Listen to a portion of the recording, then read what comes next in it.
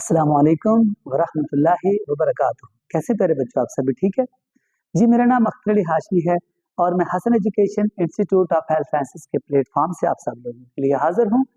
जैसा कि आप जानते हैं कि हमारी LHB क्लास 1 उसकी जो इंग्लिश की बुक है उसका यूनिट नंबर 13 यानी सबक नंबर 13 जो कि एक पोइम है जिसका नाम है a bird came down the walk, एक परिंदा रास्ते की तरफ आया, जिसको लिखा है एमिली डिकन्सन ने।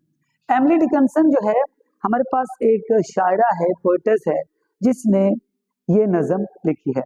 अपनी इस नज़म के अंदर वो क्या कहना चाहती है ये हमने पोएम के अंदर डिस्कस कर लिया था। पोएम के अंदर कुछ हमारी फिगरेटिव लैंग्वेज है, यानी शायरी के अंदर कुछ ऐसी जुबान, कुछ ऐसी टर्म्स, कुछ ऐसे अल्फाज इस्तेमाल होते हैं, उनको हम डिस्कस करने जा रहे हैं। अच्छा बच्चों देखें, सबसे पहले जो इस पोएम के अंदर हमारा फिगरेटिव लैंग्वेज है या जिसको आप कह सकते हैं पोएटिक डिवाइसेस है, वो सिमिली है, जिसको हम उर्दू में कहते हैं तशबीह। ठीक है, अब तशबीह क्या है इसके बारे में डिस्कस करते हैं।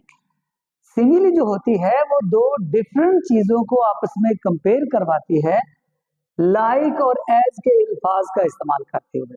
यानी फिर से सुनिए, सिमिली या जो तशबीह होती है ना, वो चीजें दो होती हैं लेकिन टोटली डिफरेंट होती हैं।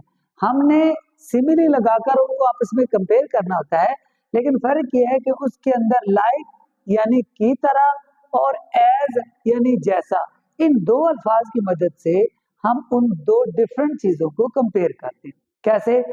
They looked like frighten beads. अच्छा, अब जो दे से मुराद है ना, परिंदे की आंखें हैं, उनके अंदर खौफ ज़्यादा हो गए हैं, एक डर आ गया है, तो वो फ्राइटन बीड्स की तरह नजर आती हैं।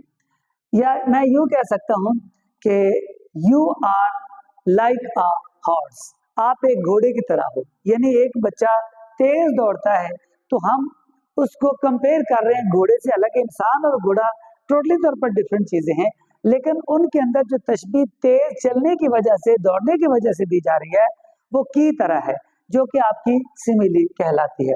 या आप तो चांद जैसे खूबसूरत हो। अब जो जैसा वर्ड आया है, you are as beautiful as a moon. अब यहाँ पर जो एज का वर्ड इस्तेमाल हुआ है वो शो करता है कि यहाँ पर जो मून ले रहे हैं वो एज ए सिमिली है। चलते हैं जी आगे। पर्सोनिफिकेशन क्या होता है? पर्सोनिफिकेशन लफ्ज पर्सन से निकला है, इंसान, शख्स। इसमें हम क्या करते हैं, किसी भी चीज को, किसी भी जानवर को, किसी भी आइडियाज को हम क्या करते हैं, ह्यूमन क्वालिटीज दे देते हैं, यानी उसे पर्सोनिफाई कर देते हैं। मिसाल के तौर पर आपने देखा होगा, डैफोडिल पढ़ी थी आप लोगों ने 9th में, वहां पर लिखा था डैफोडिल्स के बारे में कि दे वर मूविंग एंड डांसिंग, और उसके बाद आपने वहां पर फ्लूटरिंग का वर्ड भी देखा होगा, सर हिला रहे थे, हरकत कर रहे थे, मूव कर रहे थे, नाच रहे थे। अब सर हिलाना, हचकोले खाना और उसके बाद डांस करना, ये सब किन का काम है? इंसानों का काम है। लेकिन हम किन से हरकत करवा रहे हैं, किन से डांस करवा रहे हैं? फूलों से। इसलिए हमने फूलों को क्या कर दिया, पर्सोनिफाई कर दिया। जैसे ही स्टिल्ड हिज वेलवेट हेड, उसने यानी परिंदे ने अपना जो वेलवेट हेड था, अब वेलवेट हेड होता है इंसानों का, लेकिन हमने किसका हेड बना दिया है? उस परिंदे का। क्यों? हमने उस एनिमल को यानी परिंदे को वेलवेट हेड का लफ्ज लगाकर उसे ह्यूमन क्वालिटी दे दी है। तो सिंपल सी बात है कि किसी भी चीज को अगर आप इंसानी खुसूसियत मुंतकिल करते हो तो वो आपके पास पर्सोनिफिकेशन बन जाता है। नेक्स्ट आ जाता है जी इमेजरी। इंसान सोचते सोचते ख्यालात के अंदर, ख्यालात के ताना बाना बुन के पता नहीं कौन कौन सी सीनरी सामने लेकर आ जाता है, एक मेंटल इमेज बना देता है, जिसे कहते हैं इमेजरी। यानी इमेजरी क्या करती है? Appeal to the senses and creates mental image. आपकी जो सेंसेस है, देखने की, सुनने की, चखने की, छूने की, वो जो आपकी 5 सेंसेस हैं, उसको इमेजरी अप्लाई करती है। मिसाल के तौर पर मैं कहता हूँ, हम लोग नारायण गए, मरी गए, कश्मीर गए, वहां पर हमने खूबसूरत झीलें देखी। अभी हम गए नहीं है, लेकिन मेरे बयान करने से आपके मेंटल इमेज बनना शुरू हो जाएंगे कि वाकई कोई ऐसी जगह है जहाँ पर खूबसूरत सीनरी है।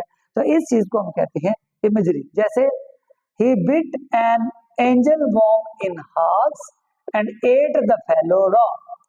अब he bit, उसने काटा। हालांकि काटा उस परिंदे ने है, उस केंचुए को फीलिंग्स हमें महसूस हो गया यार, जब उसको 2 हिस्सों में काट दिया, इंसान एक दर्द महसूस करना शुरू कर देता है। ये जो आप सोच कर फील कर रहे हैं, चाहे देखने की बात हो, छूने की बात हो, दर्द की बात हो, तो ये आप इमेजिनेशन कर रहे होते हैं, इमेजरी होती है। उसके बाद आ जाता है सिंबोलिज्म।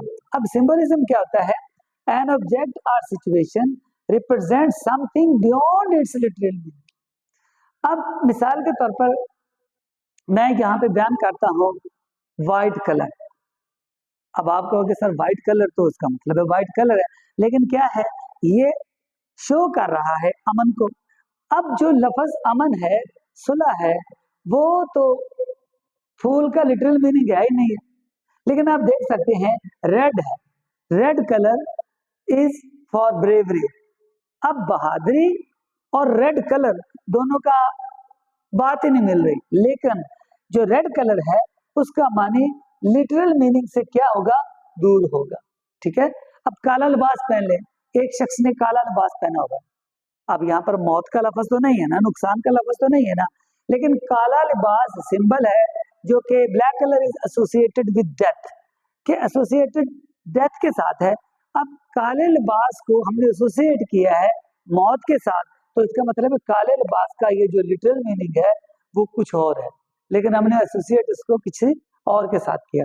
कहते हैं एन ऑब्जेक्ट और सिचुएशन क्या करती है, रिप्रेजेंट समथिंग, ऐसी चीज को रिप्रेजेंट करती है बियॉन्ड इट्स लिटरल मीनिंग, जिसका तल्लक लिटरल मीनिंग से कहीं आगे होता है। जैसे ये देखें, the birds flight at the end of the poem, poem के आखिर में बर्ड्स की जो फ्लाइट है वो क्या है, मतलब उसकी आजादी क्या है। जब शायद उसको क्रम्स फेंकता है ना, रोटी के छोटे छोटे टुकड़े फेंकता है, तो उन्हें खाता नहीं है, बल्कि क्या करता है, उन्हें छोड़कर उड़ जाता है। क्यों? इससे हम, ये सिंपल सी बात है कि उसने टुकड़ा फेंका और उसने नहीं खाया, सिंपल सी बात है। लेकिन सिंबॉलिकली क्या है कि वो उसे कैद करना चाहता है और वो अपनी आजादी बरकरार रखने के लिए क्या हो गया है, उड़ गया है। तो इसे कहते हैं सिंबलिज्म। उसके बाद बच्चों आ जाते हैं हमारे पास यूफेमिज्म। ये एक बहुत प्यारी टेक्निक है। इसमें क्या होता है, यूफेमिज्म एक ऐसा माइल्ड वर्ड होता है, हल्का सा माइल्ड वर्ड होता है, या आपका कोई ना कोई एक्सप्रेशन होता है जो हम किसी हार्श वर्ड की जगह तब्दील करके लगाते हैं। मिसाल के तौर पर एक बंदा फौत हो गया, हम उसे जाकर कहें भाई तेरा अब्बा मर गया, वो बंदा तो आगे से लड़ना पड़ेगा, हम उसे बड़े तरीके से करेंगे, भाई साहब आपके वाले साहब इस जहान से अगले जहान में चले गए, उनका विसाल हो गया, उनकी वफात हो गई। यानी अगर हम किसी से कहें तेरा बाप मर गया, ये हार्श वर्ड्स हैं, फौरन उसके दिल पर लगेंगे। हमने क्या करना है, इन हार्श वर्ड्स की जगह कुछ सॉफ्ट वर्ड सब्स्टिट्यूट करने हैं, ढूंढने हैं। भाई आपके वाले साहब अल्लाह ताला को प्यारे हो गए, अब इस तरह वो बंदा कम गुस्सा करेगा, हालांकि देना उसे मौत ही की खबर है। अब देखें, अ माइल्ड वर्ड, एक पुरस्कून लफ्ज और एक्सप्रेशन, या आपका जो एक्सप्रेशन है सब्स्टिट्यूटेड फॉर हार्श वर्ड्स का, किस लिए, टू स्मूथ अनप्लेजेंट सिचुएशन, के जो आप उसकी अनप्लेजेंट सिचुएशन है उसको हमने स्मूथ करना है। जैसे पास रहो, वो वफात पा गया, डाई का वर्ड इस्तेमाल करेंगे, किल का वर्ड इस्तेमाल करेंगे, अगला बंदा गुस्सा करेगा। इस तरह अगर आप किसी को कहते हैं जी यहाँ पर जो बूढ़े अफराद बैठे हुए उन्हें बुला रहे हैं, अब वो फर्द चाहे बिल्कुल बूढ़े हैं लेकिन वो गुस्सा करेंगे, यार पूरी पब्लिक के अंदर हमें ओल्ड पर्सन, ओल्ड पीपल को डिक्लेयर किया गया है।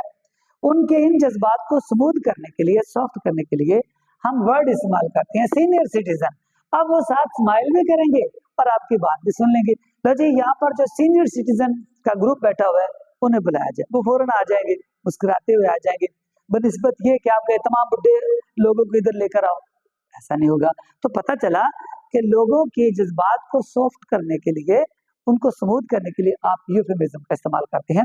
लास्ट में हमारे पास आ जाता है बच्चों ऑक्सीमोरोन। ऑक्सीमोरोन क्या है, apparently contradictory terms appear in conjunction.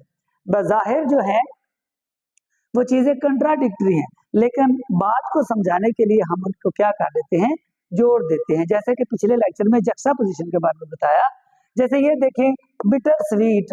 अब बिटर का मतलब है तलख, कड़वा, और स्वीट का मतलब है मीठा। क्या हुआ, ये अपेरेंटली कंट्राडिक्टरी टर्म्स है जिनको हम जोड़ रहे हैं, कंजक्शन के तौर पर जोड़ रहे हैं, ताकि बात समझ आ जाए और बात में बदल हो। किसी चीज को ऑक्सीमोरोन कहते हैं। या आप ये देखेंगे यहाँ पर डेफनिंग साइलेंस, यानी साइलेंस का मतलब खामोश, डेफ बहरा, बहरे को तो पहले ही खामोशी है, लेकिन हमने बाद में जोर देने के लिए एज ए ऑक्सीमोरोन यहाँ पे इस्तेमाल किया है डेफनिंग साइलेंस। तो बच्चों ये वो लिटरेरी डिवाइसेस हैं जो एमिली डिकिंसन की poem a bird came down the walk के अंदर इस्तेमाल हुई। फिर भी अगर आपको कोई समझना है तो कमेंट बॉक्स में आप पूछ सकते हैं। तो हमें याद रखिएगा। अल्लाह हाफिज।